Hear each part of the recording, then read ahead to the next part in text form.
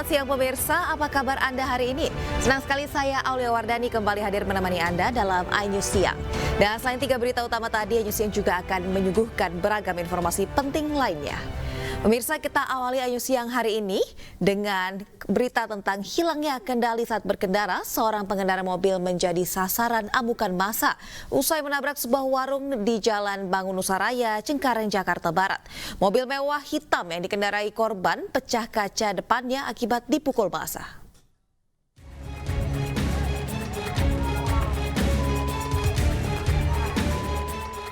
Warga merekam saat sejumlah warga mengerumuni sebuah mobil mewah hitam di Jalan Bangun-Nusaraya, Cengkareng, Jakarta Barat, Sabtu malam. Peristiwa ini terjadi karena si pengemudi mobil mewah jenis SUV melaju di jalan yang dipergunakan menjadi pasar pada malam hari. Pengemudi hilang kendali dan menabrak sebuah warung yang berada di bahu jalan, hingga akhirnya warga emosi. Pengemudi yang tidak mau keluar dari mobilnya membuat warga makin kesal dan meluapkan amarahnya dengan memukul kaca depan mobil hingga retak.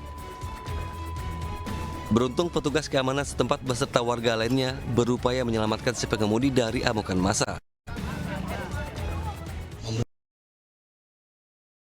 Beritahu saya bahwa di pasar katanya ada mobil dikubuti. Saya tahu udah dihitung. Ternyata benar. Saya namanya keamanan, saya nolongin, saya nanya, bertanya, ini apa nih, maling motor apa nabrak? Wah, kalau nabrak kan jangan digebukin, ya sudah. Ini istilahnya orang mau tanggung jawab, jadi saya lindungin tuh orangnya, yang orang itunya saya lindungi. Tidak ada korban jiwa dalam peristiwa ini. Si pengemudi dan pemilik warung telah dimediasi untuk diselesaikan secara kekeluargaan. Dari Jakarta, Miftahul Gani, iNews melaporkan. Pemirsa, sejumlah dokter forensik memeriksa lokasi tempat kejadian perkara kematian Afif Maulana di Jembatan Kuranji, Kota Padang, Sumatera Barat. 3 titik yang diperiksa petugas, 2 titik di atas jembatan dan juga 1 titik di bawah jembatan.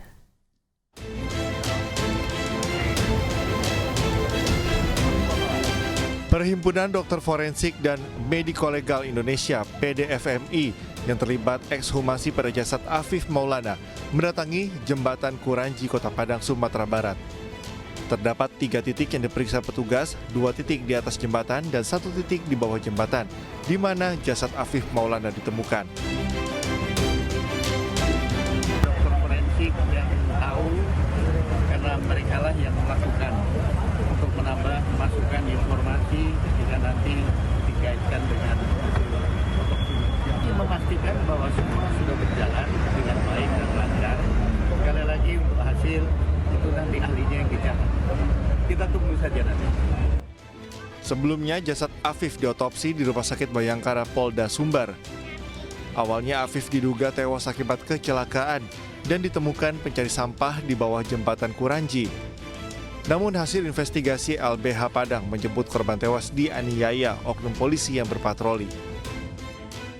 Sementara Polda Sumbar menyebut Afif tewas akibat terjatuh dari atas jembatan dan bukan karena penganiayaan oleh oknum anggota Ditsamapta Polda Sumbar yang mengamankan 18 remaja konvoi motor saat akan tawuran. Dari Padang, Sumatera Barat, Budi Sunandar, iNews melaporkan. Pemirsa, mantan terpidana kasus Vina, Saka Tatal menjalani sumpah pocong untuk menguatkan keyakinannya bahwa dirinya tidak bersalah. Sumpah pocong digelar di Cirebon, Jawa Barat dengan disaksikan warga setempat dan tanpa kehadiran dari Ibtu Rudiana.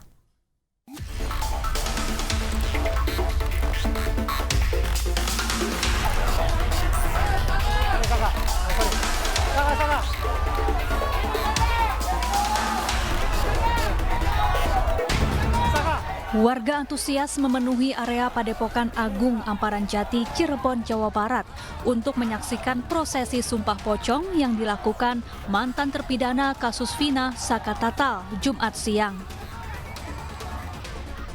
Didampingi tim kuasa hukumnya, Saka Tatal memasuki area Padepokan lalu berbaring di atas kain kafan yang telah ditaburi bunga. Saka juga sempat dimandikan terlebih dahulu. Kemudian Saka bersumpah bahwa ia tidak terlibat dalam kasus kematian Vina dan Eki. Ya alhamdulillah lega. Jadi dari dulu Saka tuh sebenarnya kesel tuh banyak orang yang menyudutkan bahwa Saka ini pelakunya. Saka tuh harus ngomong kayak gimana sih buat semua orang tuh percaya bahwa Saka ini tidak pernah melakukan apa yang dituduhkan. Nggak ada cara lain selain sumpah pocong. Dan keluarga semua mendukung ya Saka? Keluarga alhamdulillah mendukung. Ya, yang hadir di 2016, saya yakin Saka Tatal dan 7 terpidana lainnya nggak pernah melakukan pembunuhan. Nggak pernah melakukan. Saya meyakini itu kecelakaan. Bapak Kapolri ada anak kecil dulu 15 tahun, sekarang sudah dewasa, dia umur 23 tahun. Dia mencari keadilan sampai segininya, sampai sumpah pocong. Dan saya yakin ke-7 terpidana juga sanggup sumpah pocong kalau diberi kesempatan. Saya yakin ya Allah sampai segininya, anak Indonesia sampai segininya nyari keadilan ya Allah. Sementara itu, ayah Eki Ibtu Rudiana tidak hadir dalam prosesi sumpah pocong. Menurut kuasa hukumnya, Rudiana tak punya kapasitas untuk menghadiri sumpah pocong. Apalagi sumpah pocong tidak akan memengaruhi proses hukum yang sedang berjalan. Karena itu merupakan upaya-upaya yang dilakukan oleh teman-teman baik litigasi maupun non-litigasi. Akan tetapi kalau memang saya ditanya pendapat terkait dengan sumpah pocong, karena memang hal tersebut tidak diatur di dalam ketentuan hukum acara pidana, saya tidak akan membahas itu karena saya tidak ada menemukan pasal apapun di dalam KUHP mengatur terkait dengan sumpah pocong tersebut. Jadi silahkan saja dan itu sah-sah saja gitu loh, itu kita hormati dan kita hargai. Seperti itu Mbak. Baik Bang Pitrat, tadi kenapa Ibtu Rudiana tidak hadir memenuhi undangan untuk melaksanakan sumpah pocong? Ya, yang pertama untuk menghadiri itu kapasitasnya apa dan tidak menghadiri juga kapasitasnya apa. Karena lembaga yang berwenang dalam menghadiri suatu perkara adalah kepolisian, kejaksaan, dan pengadilan.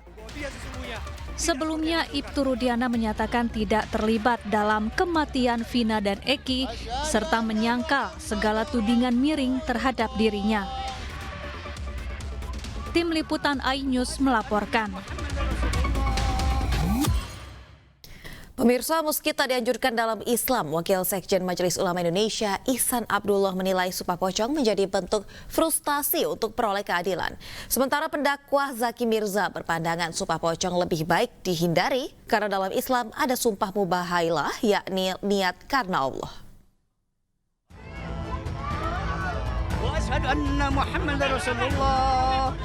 Saka Tatal menjalani prosesi sumpah pocong di Padepokan Agung Amparan Jati, Desa Lurah, Kabupaten Cirebon, Jawa Barat. Prosesi sumpah ini dilakukan menjawab tantangan bahwa Saka Tatal sama sekali tidak berbohong dan tidak terlibat di kasus Vina meskipun telah menjalani hukuman sebagai terpidana.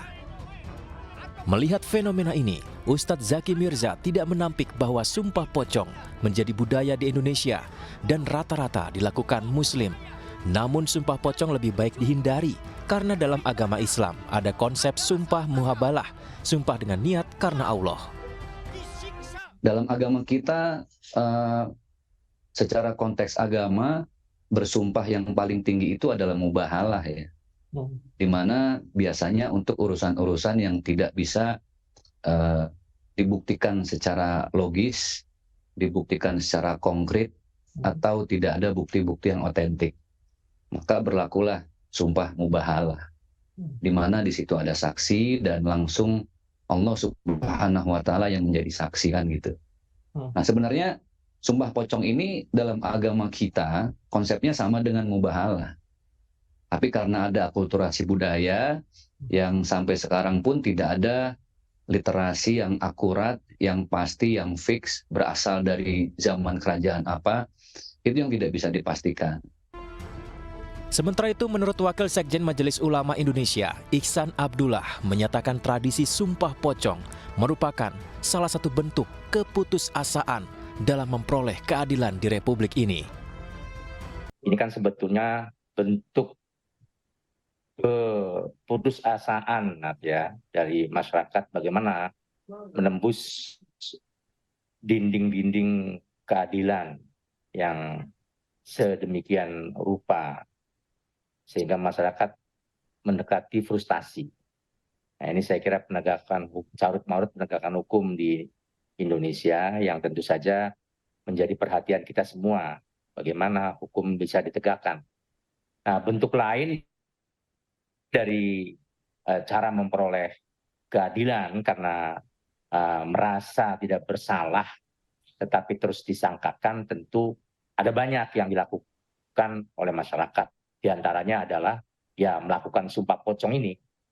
Padahal di dalam agama Islam tentu ya tidak ada yang namanya sumpah pocong. Lantas, apakah sumpah pocong ini bisa memastikan bahwa Saka Tatal sama sekali tak berbohong? Jika demikian, lantas siapa yang berbohong? Tim Liputan iNews melaporkan.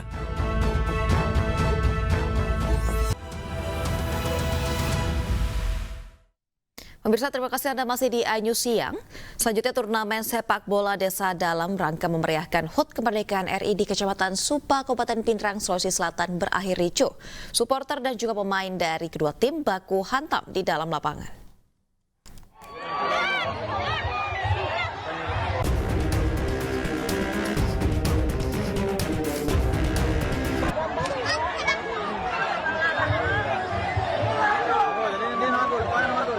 Laga sepak bola antar desa yang terjadi di lapangan Andi Baso, Madu Keleng, Kecamatan Supa, Kabupaten Pindrang, Sulawesi Selatan diwarnai kericuhan. Kericuhan terjadi saat pembukaan turnamen sepak bola antar desa yang digelar oleh pemerintahan Kecamatan Supa, Kabupaten Pindrang dalam memeriahkan HUT Kemerdekaan Republik Indonesia. Insiden bermula dari pemain salah satu tim melayangkan protes kepada wasit. Namun karena terprovokasi, kedua supporter tim berhamburan masuk ke dalam lapangan hingga kericuhan baku hantam tidak dapat dihindarkan. Kericuhan segera dihentikan oleh petugas yang berjaga. Petugas pun terpaksa melepaskan tembakan peringatan untuk meredam aksi kericuhan. Sejumlah orang yang diduga menjadi provokator juga turut diamankan.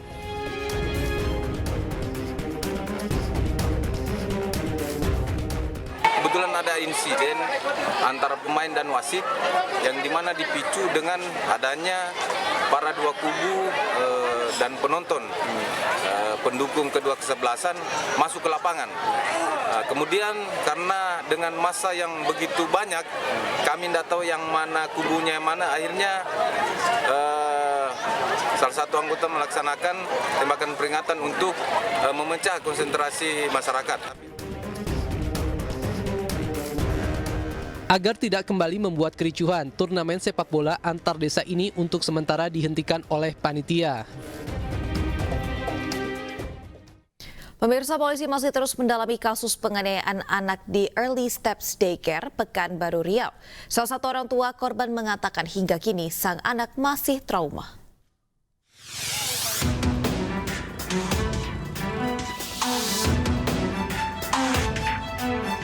Salah satu orang tua korban penganiayaan di Early Step Daycare Pekanbaru mendatangi kantor unit pelayanan perempuan dan anak Polresta Pekanbaru. Kedatangan orang tua untuk memberikan keterangan atas laporan penganiayaan terhadap anak daycare yang berlokasi di Kelurahan Air Dingin, Bukit Raya, Pekanbaru Riau. Orang tua korban F mengatakan saat ini sang anak masih dalam pemulihan akibat trauma dari pelakuan para pengasuh di daycare. Sang ibu berharap agar kasus ini dapat diselesaikan dengan cepat dan pelaku mendapat hukuman yang setimpal. Dapat selesai dan dapat hukuman yang setimpal lah gitu. Soalnya dari yang DM-an dari Instagram saya itu udah banyak korban-korban yang speak up gitu loh. Jadi berarti bukan anak saya aja yang jadi korban. Semoga tidak ada lagi korban selanjutnya setelah kasus ini. Daycare bisa ditutup dan pemilik daycare serta pelaku bisa mendapatkan hukuman. Sementara itu, menurut keterangan dari Ketua RT setempat, pemilik daycare sudah meminta izin kepada RT secara lisan untuk memindahkan tempat usahanya ke tempat tinggal pelaku. Kalau yang pemilik ini, dia orangnya super, beradaptasi juga itu sama lingkungan, bersosialisasi juga. Dia ada laporan nggak Bu membuat usaha ini? Dia ini kan, ini rumah dia. Sebelumnya dia buka usaha ini bukan di sini. Nah, ketika dia mau memindahkan ke sini, memang dia ada minta izin, Bu, kami mau pindah ke sini gitu. Tapi bukan untuk perizinannya, dia hanya menyampaikan bahwa dia sudah menjadi warga sini lagi. Sebelumnya dalam video yang viral di media sosial, korban diikat di kursi makan dan dianiaya oleh pemilik daycare. Pelaku juga menutup mulut korban dengan lakban dan tidak memberinya makan. Kasus ini terungkap setelah aksi penganiayaan ini direkam diam-diam oleh pengasuh daycare lainnya. Hingga kini polisi telah menetapkan 2 orang sebagai tersangka. Dari Pekanbaru Riau, Indra Yosrizal, iNews melaporkan. Sebelumnya penganiayaan anak juga terjadi di Depok, Jawa Barat oleh pemilik tempat penitipan anak Wensen School, Mita Irianti. Polisi telah periksa kejiwaan pelaku dan juga pelaku telah selesai menjalani proses pembantaran. Pihak Polres Metro Depok kejiwaan tersangka kasus penganiayaan anak Mita Irianti dalam kondisi normal. Selain itu, proses pembantaran tersangka juga telah selesai dilaksanakan di Rumah Sakit Polri, sehingga penyidik akan melanjutkan pemeriksaan Mita sebagai tersangka. Sejumlah saksi telah diminta keterangannya, diantaranya orang tua dari bayi yang dianiaya tersangka. Fakta lain ditemukan dalam kasus ini. Menurut keterangan saksi, pelaku tidak memberi upah layak kepada karyawannya dan kerap melontarkan kalimat yang merendahkan.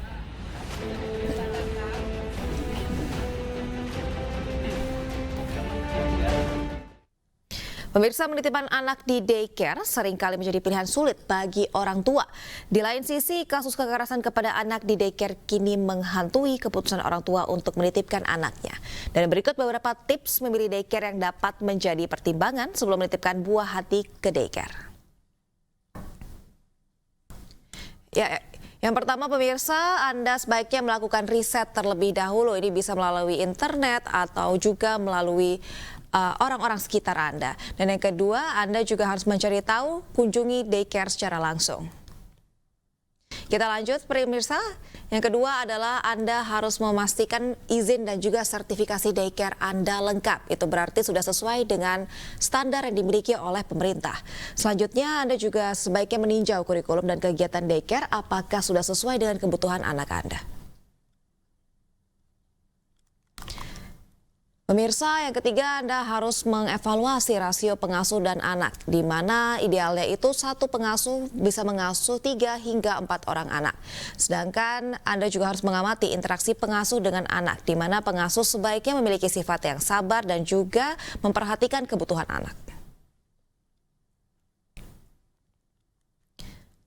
Selanjutnya, pertimbangkan lokasi dan jam operasional. Ini penting, pemirsa, agar Anda juga gampang atau mudah untuk mengantar jemput anak Anda, serta jam operasi yang sesuai dengan kebutuhan Anda.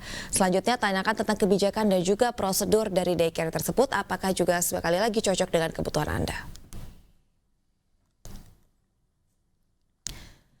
Selanjutnya, pemirsa, jangan ragu untuk meminta referensi dari orang tua lain yang menggunakan layanan daycare tersebut, karena testimoni bisa memberikan gambaran nyata pengalaman dari seseorang. Dan selanjutnya, perhatikan kesan pertama. Ini jika Anda merasa nyaman dan anak Anda tampak senang selama kunjungan, bisa menjadi daycare tersebut cocok untuk Anda dan juga anak Anda.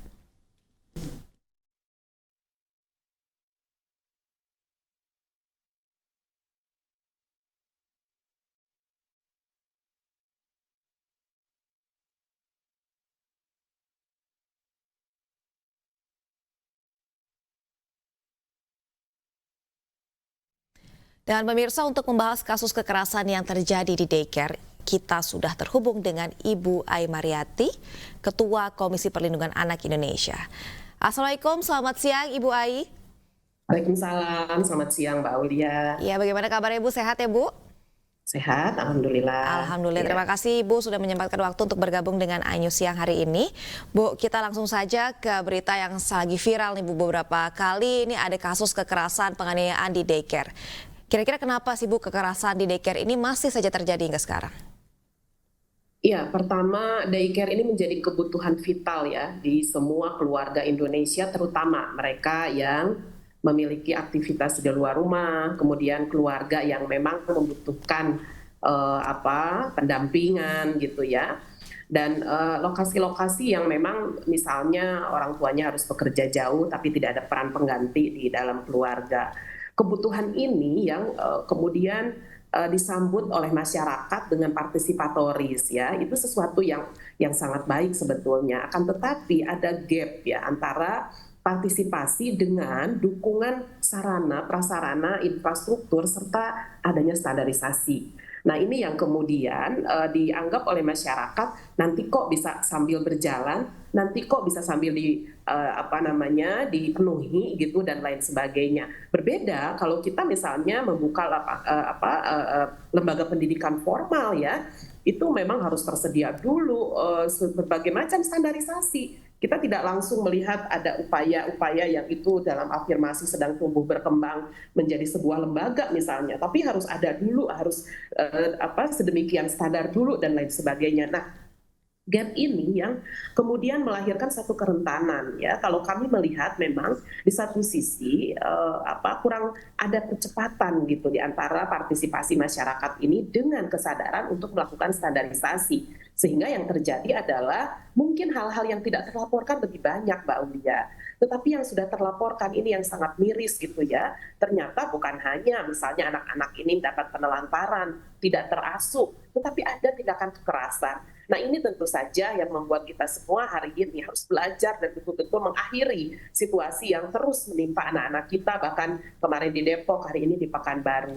KPAI menyoroti tentu aspek partisipasi masyarakat, mari harus sambut ya dengan percepatan standarisasi. Ini yang terus kami lakukan pengawalan. Sebetulnya sejak 2019 kami sudah melakukan riset-riset terkait daycare, karena memang ada yang disebut TPA ya, Taman Pendidikan Anak, TAS, Taman Pendidikan Anak Sejahtera misalnya, yang kita sebut sehari-hari adalah daycare. Ini sebetulnya upaya-upaya optimal di masyarakat. Ini nilai dan prinsip dasarnya harus kita respon dengan baik, akan tetapi ya sejumlah gap, ketimpangan, keterlambatan gitu. Dan bahkan ya di sini kita juga harus melihat political will satu pemerintah daerah ya dalam menempatkan daycare, karena ini bukan milik sosial swasta misalnya yang itu bergantung sepenuhnya pada tingkat yayasan dan lain sebagainya, tetapi ada perizinan dan tentu saja standarisasi yang tadi menjadi salah satu capaian yang itu semestinya ada standar tumbuh kembangnya, ada standar ISTI ya, standar kompetensi, standar kelulusan anaknya yang akan berlanjut misalnya ke level TK dan lain sebagainya. Itu sangat panjang kalau kita bicara standarisasi. Akan tetapi ini gap ini ya yang harus sama-sama kita sadari penuh dan harus kita segera kecilkan lebih tekan lagi gap ini. Begitu Mbak Ulia. Baik Ibu Ai, ini kita jika berbicara tentang standarisasi nih Bu, itu berarti daycare-daycare yang tidak memiliki izin ini sudah pasti tidak terstandarisasi ya Bu ya. Nah ini dari data yang Ibu miliki mungkin apa masih banyak Bu daycare yang mungkin tidak memiliki izin tersebut? Ya ini yang sebetulnya kan tidak hitam putih seperti itu. Tapi kalau ada penilaian ya otomatis kan keluar apa standarisasi yang sudah dilakukan, ada monitoring apa sebetulnya leveling standarisasi dia. Tapi kemudian ada yang sudah berjalan penerimaan masyarakat baik, tapi juga sama sekali tidak ada monitoring gitu. Nah jadi dalam hal ini betul saya setuju dari beberapa pemantauan yang dilakukan memang masih sekitar 70% ya. Kalau kita lihat pemantauan yang dilakukan itu belum menyasar, tapi 30%-nya kemungkinan sudah, karena melihat dari Depok dari 112 itu baru sekitar 15 ya yang terstandar. Nah ini artinya kita melihat dari lensa hari ini yang kemudian sudah terjadi gitu loh peristiwanya, dan kemudian kita menelisik gitu langkah-langkah pemerintah, karena ini ada yang di bawah dinas pendidikan, ada yang di bawah dinas sosial gitu ya, dan lain-lain, sehingga harus diakui bahwa ini partisipasi masyarakat yang begitu baik ini memang kurangnya political will yang itu harusnya cepat gitu ya merespon tingkat standarisasi ini. Nah kami melihat kelemahan itu masih terus terjadi, izin operasional juga belum sepenuhnya dimiliki ya, karena tadi ada jeda yang sangat terlambat dalam hal ini, tetapi namanya terlambat ya masih terus kita lakukan langkah-langkah gitu segera untuk dilakukan percepatannya, akselerasinya, karena ini potensi baik dan harus segera diperbaiki gitu segala sesuatu yang menyangkut kebutuhan anak-anak di usia golden age ini, Mbak Aulia. Baik Ibu, ini kan tadi tidak sehitam putih itu sebenarnya ya. Jadi memang ada banyak faktor, banyak pertimbangan. Lalu ketika memilih daycare nih Bu, apa sih hal yang paling harus diperhatikan? Atau mungkin saran dari Ibu untuk orang tua yang hendak menitipkan anaknya di daycare? Iya, saya mengapresiasi tadi di awal ya, iNews memberikan sejumlah tips, dan itu saya kira dari berbagai kompilasi ya, terutama di dalam aturan Permendikbud ya yang mengatur bahwa daycare ini non formal, maka memang kita harus mengetahui dulu informasi yang ada di masyarakat, dan kita jangan segan-segan juga untuk datang ya Bapak Ibu, karena tempat penitipan ini bukan seperti barang. Anak-anak kita ini tumbuh dan berkembang di sana. Apalagi kalau kita menyadari ada data-data yang kita sudah pahami, anak kita misalnya mengalami disabilitas, ya, mengalami keterbatasan-keterbatasan tertentu, itu harus disampaikan.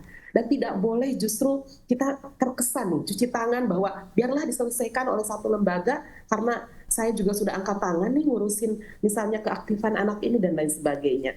Hal seperti ini yang mari di hati lubuk terdalam kita harus lebih memiliki kesabaran, kesadaran, kejujuran. Sehingga ini bukan benda, anak-anak kita ini adalah anugerah terindah, yang terbaik yang Allah titipkan kepada kita semua. Tuhan yang Maha Kuasa itu sudah memberikan kepada kita. Nah, ini yang langkah pertama ya, mendatangi ya, meriset, kemudian kita juga bisa berdialog dan mungkin melihat sejauh mana SOP-nya sih, perizinannya gitu ya, itu langkah lebih administratif lagi. Dan bahkan jangan hanya melihat dari kalau dia mahal, dia profesional misalnya, tidak demikian, tetapi satu persatu apa sih standar SDM-nya. Coba saya mau tanya guru di sini itu seperti apa ya, itu kan hal dasar yang sebetulnya bisa dilakukan. Berikutnya monitoring, ketika anak kita sudah pasti di sana dengan sejumlah referensi dan juga sudah memahami bahwa memiliki gitu ya standarisasi, monitoring kita terhadap pembelajaran di sana. Ayolah sehari 2 hari kita nongkrong melihat gitu ya kondisi anak-anak kita,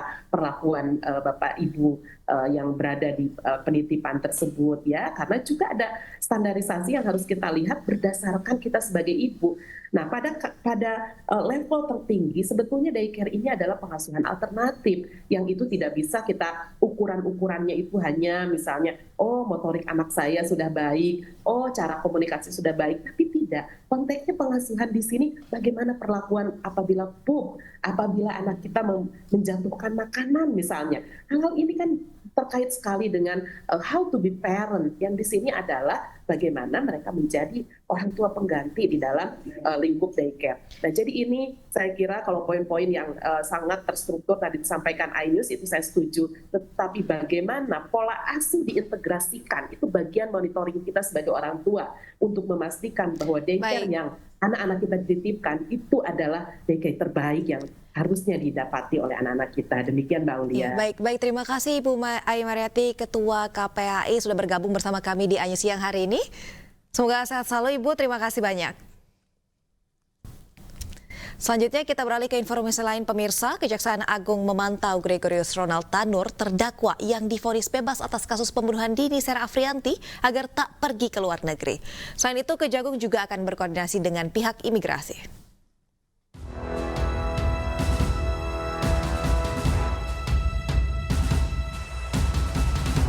Kejagung berkoordinasi dengan pihak imigrasi untuk melakukan monitoring terhadap Ronald Tanur. Kejaksaan Negeri Surabaya telah mendaftarkan dan mendatangani akta pernyataan memori kasasi ke Mahkamah Agung. Selama masih proses menyiapkan memori kasasi selama 14 hari, jaksa akan mengkaji sejumlah pertimbangan majelis hakim dalam putusan bebas Ronald Tanur. Tentu kita melakukan upaya-upaya bagaimana supaya yang bersangkutan ini tidak sampai bepergian ke luar negeri. Ya, makanya dari Kejari Surabaya dan Kejaksaan Tinggi berkoordinasi dengan pihak keimigrasian untuk melakukan monitoring ya terhadap keberadaan yang tersangka.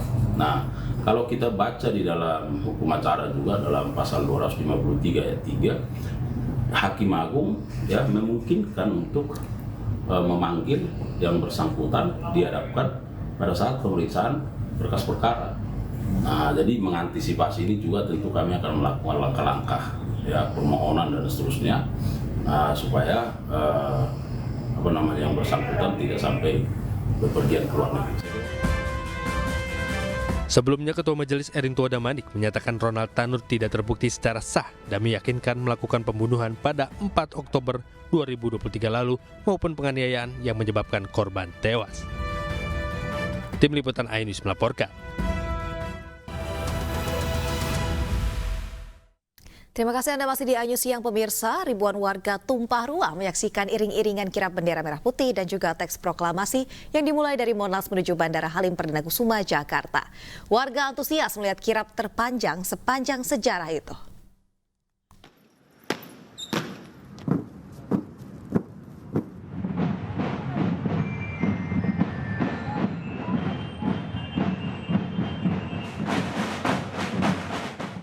Ribuan warga tumpah ruah menyaksikan iring-iringan kirap bendera merah putih dan teks proklamasi yang dimulai dari Monas menuju Bandara Halim Perdana Kusuma, Jakarta.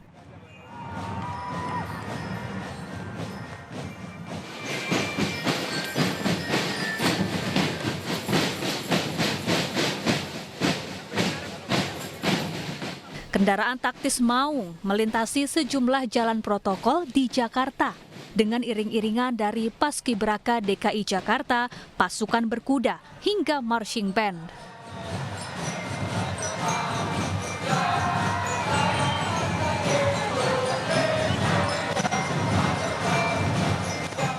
Warga antusias menyaksikan momentum istimewa ini. Sebab ini merupakan kirap bendera terpanjang sepanjang sejarah untuk upacara peringatan Hari Ulang Tahun Kemerdekaan Republik Indonesia perdana di Ibu Kota Nusantara, Kalimantan Timur.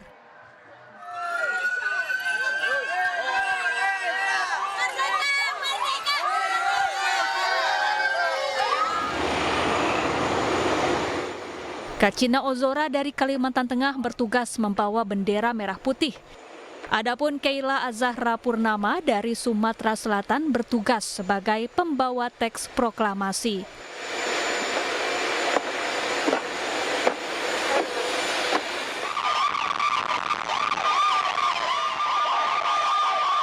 Setibanya di Balikpapan, Kalimantan Timur, warga setempat juga ramai dan antusias menyaksikan iring-iringan bendera menuju Istana Garuda di Ibu Kota Nusantara. Tim Liputan iNews melaporkan. Pemirsa, setelah di IKN, bendera merah putih dan teks proklamasi dibawa ke Istana Garuda. Bendera dan teks proklamasi akan disimpan di Plaza Istana Garuda untuk nantinya digunakan saat upacara 17 Agustus.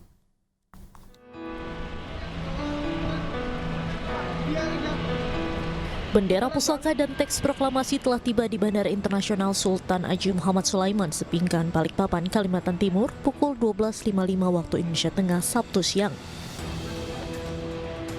Pesawat Boeing TNI AU tiba dan langsung disambut tim Paskibra dengan sikap sempurna dan juga pemuda-pemudi berpakaian adat serta bentangan karpet merah. Bendera merah putih dibawa oleh Purna Paskibraka 2023 Kacina Ozora dari Kalimantan Tengah. Sementara itu teks proklamasi dibawa oleh Keila Azahra Purnama dari Sumatera Selatan. Keduanya kemudian menaiki kendaraan taktis menuju ke Istana Negara di IKN. Rombongan kirap mendapat sambutan meriah dari warga Balikpapan yang menyaksikan dari pinggir jalan. Perjalanan menuju IKN memakan waktu kurang lebih 3 jam lamanya.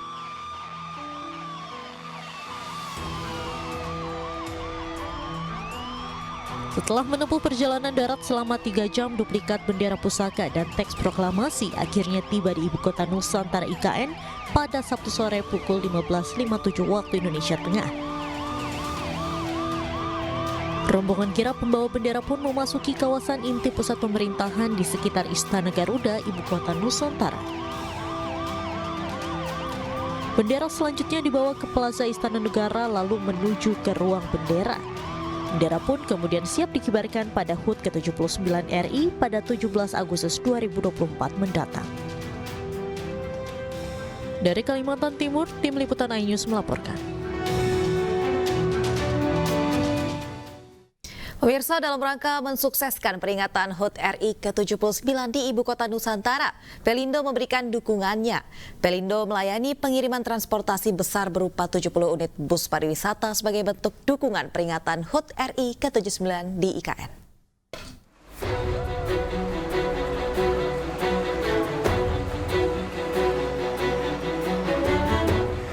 Inilah puluhan unit bus pariwisata yang akan dikirim ke Balikpapan melalui Pelabuhan Tanjung Perak, Surabaya. Dari hari Rabu kemarin telah dilakukan pemuatan sebanyak 59 unit bus dan pada hari Kamis sebanyak 11 unit bus pariwisata yang selanjutnya diberangkatkan ke Balikpapan. Pengiriman 70 unit bus pariwisata ini guna mendukung kesuksesan pelaksanaan peringatan HUT RI ke-79 di IKN yang akan digunakan untuk operasional selama penyelenggaraan event peringatan HUT RI. Kendaraan bus yang diberangkatkan 70 unit, 59 unit sudah proses pemuatan hari ini, kemudian besok sandar ulang akan memuat kembali 11 unit bus. Adapun beberapa persyaratan yang dibutuhkan untuk standar kendaraan bus pariwisata yang akan dikirimkan ke IKN, diantaranya adalah lolos pemeriksaan kondisi kendaraan, memiliki dokumen lengkap seperti STNK, syarat uji kelayakan, serta izin penyelenggara wisata, sehingga dipastikan dalam kondisi aktif selama event berlangsung. Dari Surabaya, Jawa Timur, Sony Hermawan, iNews melaporkan. Pemirsa, Pemkot Balikpapan melalui Dinas Pemuda Olahraga dan Pariwisata menyediakan 2 kapal pinisi sebagai sarana wisata dan transportasi bagi warga yang ingin menyaksikan upacara HUT RI ke-79 di Ibu Kota Nusantara 17 Agustus mendatang.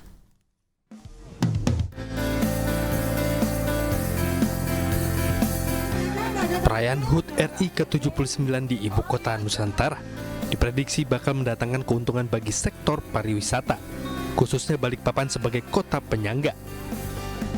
Dinas Pemuda Olahraga dan Pariwisata Kota Balikpapan pun mempersiapkan 2 unit kapal pinisi sebagai sarana wisata, juga transportasi bagi warga yang hendak ke Ibu Kota Nusantara. Trip kapal pinisi ini dimulai dari Pelabuhan Semayang, kemudian menyusuri Teluk Balikpapan, melewati Jembatan Pulau Balang, dan sandar di Pelabuhan Iciku. Nantinya para tamu undangan akan disuguhkan hiburan yang ada di kapal pinisi, sembari menikmati pemandangan mangrove dan hewan nantinya. Untuk tarif yang dipatok yakni Rp250.000 per orang sekali trip. Apa yang mereka dapatkan, tentunya mereka akan melihat destinasi seperti mangrove, bekantan gitu ya.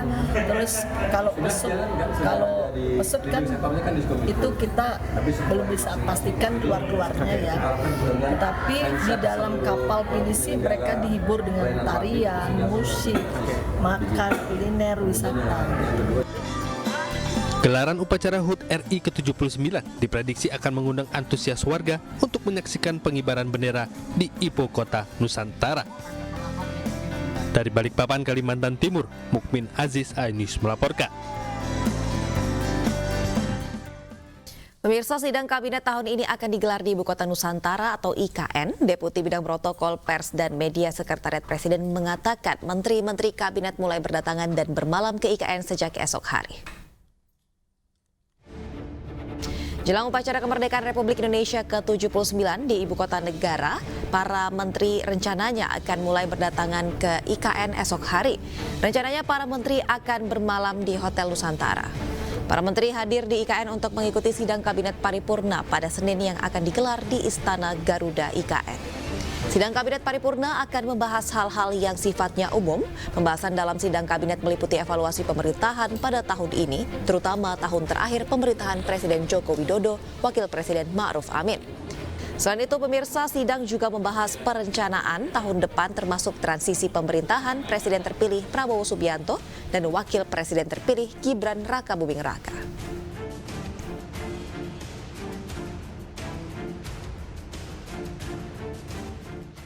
Ya, dan pemirsa, untuk mengetahui informasi terkini terkait jenazah Pak Sutri, mantan Bupati Jembrana yang ditemukan tewas di rumahnya, sudah ada rekan kami Bagus Alit Sidi Wacana di depan rumah korban. Selamat siang, Bagus. Ya, selamat siang rekan Reza Siregar dan selamat siang pemirsa. Ya, Bagus, apakah saat ini sudah diketahui penyebab kedua korban tewas?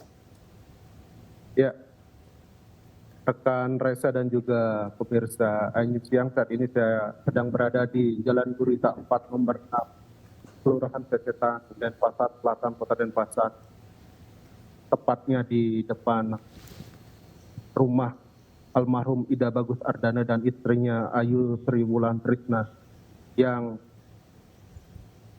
meninggal, yang ditemukan meninggal beberapa waktu yang lalu. Saat ini suasana di sekitar rumah almarhum, di sekitar rumah korban dalam keadaan sepi. Tetangga juga tidak ada yang berada di sekitar TKP, namun tempat dijelaskan itu bahwa hasil otopsi yang dilakukan oleh Rumah Sakit Umum Pusat Prof. Ngurah untuk mengetahui penyebab kematian Ida Bagus Ardana dan istrinya Ayu Sri Wulan Trisna rencananya akan diumumkan besok di Rumah Sakit Prof. Ngurah. Sementara proses otopsi sendiri diperkirakan tidak bisa berlangsung ataupun dilakukan secara maksimal karena kondisi jenazah yang sudah membusuk, diperkirakan sudah sejak 3 atau 4 hari sebelum jenazah tersebut ditemukan. Demikian, rekan Reza. Baik, bagus. Besok penyebab kematian kedua korban ini akan diumumkan. Dan apakah saat ini kedua jenazah ini masih berada di rumah sakit, Bagus? Iya, berdasarkan informasi yang saya terima saat ini jenazah almarhum Ida Bagus Ardana maupun istrinya Ayu Sri Wulan Trisna saat ini masih ada di Rumah Sakit Umum Pusat Prof. Ngurah. Dan setelah hasil otopsi diumumkan, rencananya jenazah pasangan suami istri ini akan dikremasi sekitar tanggal 15 Agustus 2024. Demikian rekan Reza.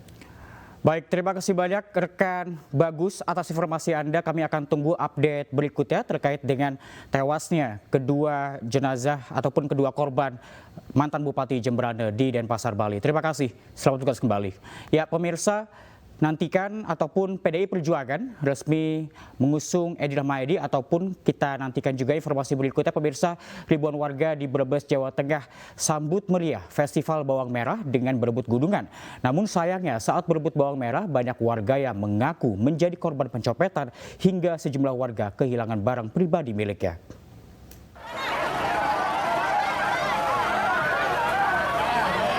Sejumlah gunungan berisi bawang merah hasil bumi khas Brebes yang tiba di alun-alun kota Brebes langsung disambut meriah ribuan warga di Brebes, Jawa Tengah. Arak-arakan ini merupakan bagian dari kegiatan Festival Bawang Merah yang digelar sebagai bentuk rasa syukur atas hasil panen yang melimpah di Kabupaten Brebes. Namun sayangnya kemeriahan warga ini diwarnai dengan banyaknya aksi pencopetan. Sejumlah warga mengaku kehilangan handphone, dompet hingga uang di saat mereka saling berebut gunungan bawang merah. Jawabannya mumpung ada di depan ikutin raya, pas gini-gininya awal dapat banyak satu kresek, pas pulangnya HP nggak ada tapi dompet masih ada dompet. Dompet masih ada, cuma HP. HP ya. Nggak terasa Pak? Nggak terasa sama sekali. Kirain cuma aku dok, ternyata banyak bapak-bapak, mas-mas, ibu-ibu banyak yang hilang. HP, uang. HP, dompet, uang, HP, dompet, uang. Banyak, ini korbannya banyak ini. Namun hingga kini pihak kepolisian setempat mengatakan belum ada warga yang melaporkan soal kehilangan barang bawaannya. Festival Bawang Merah di Brebes, Jawa Tengah sendiri merupakan agenda tahunan pemerintah setempat yang sudah digelar selama 2 tahun terakhir. Dari Brebes, Jawa Tengah, Unibar iNews melaporkan.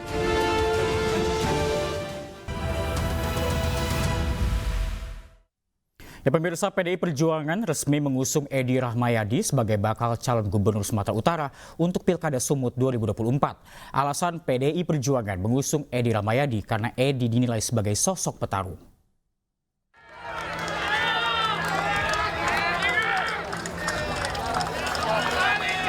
Pengumuman resmi Edi Rahmayadi sebagai bakal calon PDI Perjuangan untuk Pilkada Sumut 2024 dilakukan saat apel Satgas PDI Perjuangan se-Sumatera Utara yang dihadiri ribuan massa PDI Perjuangan serta pengurus pusat DPP PDI Perjuangan di lapangan Astaka Jalan William Iskandar Medan. Surat penugasan sebagai bakal calon gubernur Sumatera Utara untuk Edi Rahmayadi tersebut diserahkan langsung Ketua Pemenangan Pemilu DPP PDI Perjuangan Komarudin Watubun. Di tengah ribuan massa kader PDI Perjuangan Sumatera Utara, Edi Rahmayadi mengajak seluruh kader PDI Perjuangan untuk bersatu menegakkan demokrasi di negeri ini untuk memenangkan Pilkada Sumut 2024. Bersama-sama PDIP untuk memperjuangkan kebangsaan yang kita cinta ini. Bersama PDIP, saya akan menegakkan suatu kebenaran. Sementara Ketua Pemenangan Pemilu DPP PDI Perjuangan Komarudin Watubun mengatakan, alasan PDI Perjuangan mengusung Edi Rahmayadi karena Edi adalah sosok petarung. Memberi ruang kepada semua orang untuk bisa punya kesempatan yang hari ini dibelokkan menjadi demokrasi keluarga, demokrasi oligarki, demokrasi dinasti, ini harus kita lawan. Pak Edi Rahmayadi ini kan petarung, dan dia ini seorang militer, punya jiwa sama dengan kita. Ketika tujuan nasional mulai diobok-obok, kita harus melakukan perlawanan. Komarudin juga menegaskan PDI Perjuangan tidak akan membiarkan Pilkada Sumut diikuti satu pasangan calon karena dengan jumlah 21 kursi di DPRD Sumatera Utara, PDI Perjuangan dapat mengusung calon sendiri. Dari Medan, Sumatera Utara, Said Ilham, iNews melaporkan. Pemirsa, sinyal Partai Keadilan Sejahtera bergabung dengan Koalisi Indonesia Maju semakin kuat. Jika ini terjadi, maka PKS bisa membuka opsi meninggalkan Anies Baswedan di Pilkada Jakarta 2024. Partai Keadilan Sejahtera membuka opsi kedua untuk membangun komunikasi dengan Presiden terpilih Prabowo Subianto terkait dengan Pilkada Jakarta. Opsi ini menjadi hasil dalam musyawarah Majelis Syuro PKS ke-11 di kantor DPP PKS Jakarta Selatan. Menurut juru bicara PKS Muhammad Khalid, sebelumnya PKS telah memberikan batas waktu kepada Anies Baswedan untuk mencari rekan koalisi di Pilkada Jakarta 2024. Namun hingga kini tidak kunjung ada rekan koalisi, sehingga Anies dan PKS terancam gagal berkontestasi di Pilkada Jakarta. Padahal PKS merupakan partai pemenang Pilkada sebelumnya dan hanya butuh 4 kursi tambahan untuk mengusung calonnya sendiri. Rencana yang pertama adalah mengusung Bapak Anies Sohibul Iman. Dan kerangka kerja kita itu berlangsung dari sejak deklarasi tanggal 25 Juni hingga 4 Agustus kemarin. Karena sampai 4 Agustus kemarin kursi yang harus dipenuhi yakni 22 kursi belum terpenuhi, maka kita DPP PKS memiliki ijtihad untuk membuat opsi-opsi lainnya. Salah satu opsinya adalah kita membangun komunikasi dengan Koalisi Indonesia Maju. Sampai tahapan mengkaji, membahas opsi alternatif ketika pasangan aman ini tidak bisa berlayar karena kekurangan kursi. Meski demikian, Khalid menjelaskan bahwa PKS tetap akan berkomunikasi dengan kader di akar rumput, meski tetap membuka peluang untuk mengambil langkah alternatif bersama KIM Plus di Pilkada Jakarta. Di sisi lain, Golkar yang telah tergabung dalam KIM telah mengusung Ridwan Kamil sebagai bakal calon gubernur di Pilkada Jakarta. Ya, bakal calon gubernur NTB Siti Rohmi Jalilah menghadiri pengukuhan relawan di Kabupaten Lombok Tengah. Para relawan bertekad untuk memenangkan pasangan Rohmi Firin pada pemilihan gubernur dan wakil gubernur 2024 mendatang.